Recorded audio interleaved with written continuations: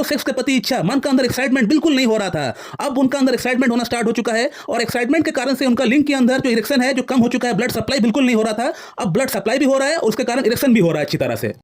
नमस्कार दोस्तों, जब किसी का शादी तय हो चुका होता है, शादी फिक्स हो चुका होता है, 1-2 महीने में शादी होने वाली होती है और आपका लिंग में कठोरता नहीं होता है, आप सेक्स करने के योग्य नहीं रहते हैं, आपका अंदर नापुंसकता इंपोर्टेंस आ चुका होता है, तो इस कंडीशन में आप क्या कर सकते हैं। और ऐसा ही कुछ कंडीशन को लेकर आज से 2 महीना पहले एक पेशेंट मुझसे ऑनलाइन कंसल्ट किए थे।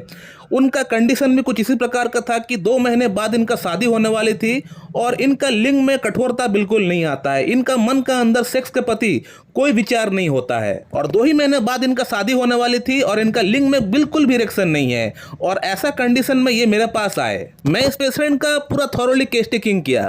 केस टेकिंग करने के बाद मैं इनको कोनियम मैकुलेटम मैंने इनको प्रिस्क्राइब किया हुआ था। कोनियम मैकुलेटम हमने 50 मिलीसीमल स्केल 0/1, 2, 3, 4 पहले 2 महीने के लिए हमने इनको दिया था। और कोनियम मैकुलेटम के साथ साथ मैंने इनको मेरा खुद का बनाया हुआ जो सेक्स टैबलेट है, जो गोली है, वो मैंने इनको प्रिस्क्राइब किया 2 महीने के लिए। 2 महीने का कोर्स मैंने इनका कराया, इसलिए कराया क्योंकि इनका शादी नजदीक है और इनको फास्ट इंप्रूवमेंट की दरकार है। कोनियम मैकुलेटम तो अपना काम करेगी ही करेगी, भले वो आहिस्ता आहिस्ता काम करे या फास्ट काम करे, लेकिन कोनियम मैकुलेटम के साथ साथ अगर ये टैबलेट अगर हम ऐड कर देते हैं तो ये कोनियम मैक का काम करने का क्षमता को काफी हद तक बढ़ा देगी। और यहाँ इस तरह के केसेस में हमेशा फास्ट इंप्रूवमेंट का दरकार होता है क्योंकि पेशेंट का शादी फिक्स हो चुका है, शादी नजदीक है। अब जितना डेट नजदीक आएगा तो उसका मन का अंदर एक घबराहट, एक बेचैनी बढ़ता चला जाएगा, तो उस पेशेंट का मन का अंदर एक पैनिक अटैक वाली कंडीशन बन जाएगा।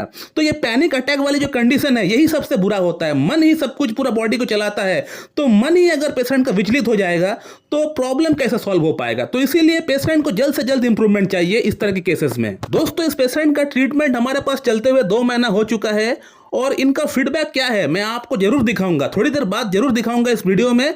लेकिन पहले मैं बात करना चाहूंगा कि कोनियम मैक मैंने इनको क्यों प्रिस्क्राइब किया है। इतने सारे मेडिसिन है होम्योपैथी में, Agnus castus, caladium, selenium, staphysagria, lycopodium, इतने सारे मेडिसिन है, डामियाना, आपका R41, डामिया प्लांट, हजारों मेडिसिन है, R41, ये सब जो मेडिसिन का आप लोग वीडियो देख के आ रहे हैं, तो हजारों मेडिसिन होते हुए भी मैंने इनको क्यों सिर्फ कोनियम मैक प्रिस्क्राइब किया। दोस्तों, इस पेशेंट को कोनियम मैक प्रिस्क्राइब करने के पीछे 4 रीजन है, ओनली 4 रीजंस। और इन 4 बातों को देखते हुए मैंने इनको कोनियम मैक प्रिस्क्राइब किया और प्रॉब्लम कैसा सॉल्व हुआ ये मैं थोड़ी देर बाद आपको बताऊंगा। दोस्तों, इस पेशेंट का जो पहला लक्षण मैंने लिया है वो है सप्रेशन ऑफ सेक्सुअल डिजायर, यानी सेक्स के प्रति जो इच्छा होता है, जो भावनाएं होता है, उसको दबाना। कैसे? ये पेशेंट हस्तमैथुन काफी ट्राई किया करता था लेकिन ये अपना सीमेन को बाहर नहीं निकलता था।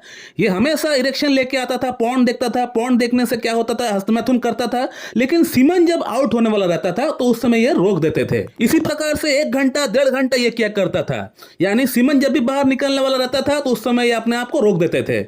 तो इसको हम लोग बोलते हैं सप्रेशन ऑफ सेक्सुअल डिजायर। दोस्तों, ये सबसे बुरा आदत होता है। यही आदत के कारण से आपका अंदर विनोजेनिक इरेक्टाइल डिस्फंक्शन जैसी कंडीशन उत्पन्न हो सकता है। आपका लिंग के अंदर जो नसें है वो खराब हो सकता है। आजकल के बच्चों के पास फ्री इंटरनेट होता है, मोबाइल फोन मिल जाता है, इसमें क्या होता है, बच्चे घंटों पर घंटों पॉर्न देखते हैं, उसमें इरेक्शन लेके आता है लिंग में, लेकिन जब सीमन बाहर निकलने वाला रहता है उसको छोड़ देता है और घंटों इसी तरह से चलता रहता है। और इसको हम लोग बोलते हैं suppression of sexual desire. Suppression of sexual desire की 2 दवाएं होम्योपैथी में, एक कोनियम मैक, दूसरा है स्टेपिसेग्रिया। दोस्तों, कोनियम मैक का जो अगला लक्षण मैंने देखा वो ये था कि इनको पसीना बहुत ज्यादा आता है और पसीना रात को बहुत ज्यादा आता है। जब ये बिस्तर पे सोए हुए रहते हैं उस दौरान इनको पसीना बहुत ज्यादा आता है। मिडनाइट पे कभी ये उठकर देखते हैं कि मेरा बॉडी पूरा पसीना पसीना हो गया। इस तरह का पसीना आपको कैलकेरिया का, थूजा और आपका हेपरसेल में भी आपको दिख जाएगा, लेकिन इनका पसीना में बदबू रहता है।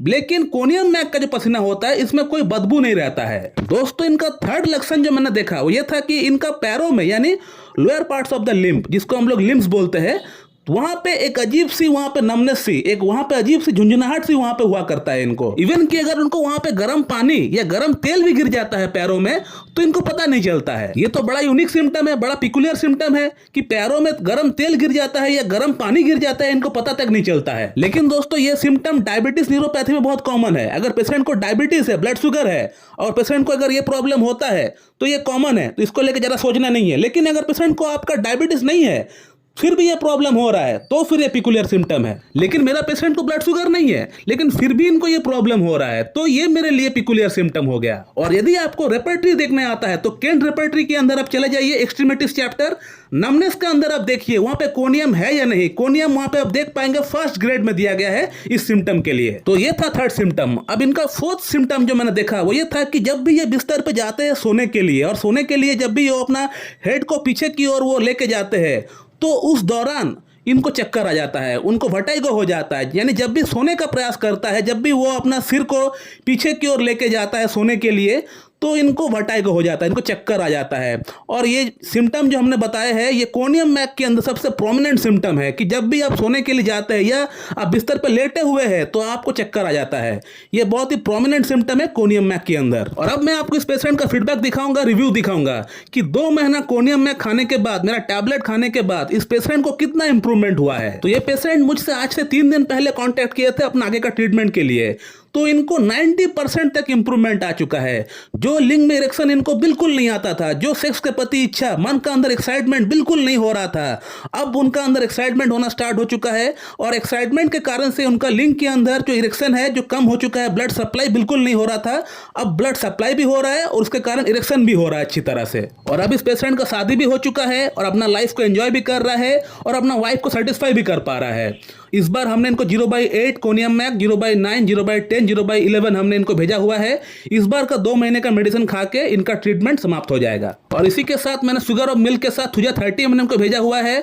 थुजा 30 का इनको 3 डोज हम इसको देंगे, इसलिए देना चाहेंगे क्योंकि ये एक एंटीसाइकोटिक मेडिसिन है और ये प्रॉब्लम बाद में रिलैप्स ना करे। प्रॉब्लम तो बहुत लोग सही कर सकता है, एलोपैथिक मेडिसिन आप आज खाएंगे तो आपको फुल इंप्रूवमेंट हो जाता है, लेकिन कल अगर आप नहीं खाएंगे तो फिर से वहीं पे चले जाएंगे। सिमिलरली आयुर्वेदिक में भी, यूनानी में भी यही बात है, जब तक मेडिसिन खाते हैं तो आपको फायदा जरूर होता है, लेकिन जब प्रॉब्लम क्रॉनिक हो जाता है फिर आप आयुर्वेदिक इलाज कराते हैं, यूनानी कराते हैं, तो वहां पे भी ऐसी ही बात होता है। इलाज जब तक कराते हैं तब तक सही रहता है, उसके बाद फिर से प्रॉब्लम स्टार्ट हो जाता है। एकमात्र परमानेंट रेस्टोरेशन संभव है होम्योपैथी में। होम्योपैथी में अगर कोई पेशेंट हमारे पास इलाज कराने के लिए आते हैं तो उसका 4 महीना, 6 महीना, 1 साल जब तक हम लोग इलाज करते हैं वो तो ठीक है, लेकिन इलाज समाप्त होने के बाद, खत्म होने के बाद ये प्रॉब्लम फिर से दोबारा वापस ना आए, ये हम लोग इस पे खास ध्यान देते हैं, क्योंकि हम लोग परमानेंट रेस्टोरेशन ऑफ हेल्थ पे हम लोग बिलीव करते हैं। और परमानेंट रेस्टोरेशन ऑफ हेल्थ एकमात्र होम्योपैथी से ही हो सकता है और कोई पैथी में संभव नहीं है। और साथ ही साथ आपको लाइफस्टाइल में भी आपको बदलाव लाना पड़ेगा, चेंजेस लाना पड़ेगा। आपका खान पीन में, आपके एक्सरसाइज में आपको ध्यान देना पड़ेगा, आपका रूटीन में, डे टू डे आप कब सोते हैं, कब उठते हैं, ये सब चीजों पे, आप कब खाते हैं, कब नहीं खाते हैं, कितना क्वांटिटी में आप खाना खाते हैं, इन बातों पे भी आपको ध्यान देना पड़ेगा। कहने का मतलब आपको लाइफस्टाइल पे भी आपको ध्यान देना पड़ेगा। तो दोस्तों मैं इस वीडियो को यहीं पे एंड करता हूं। So thank you very much and have a good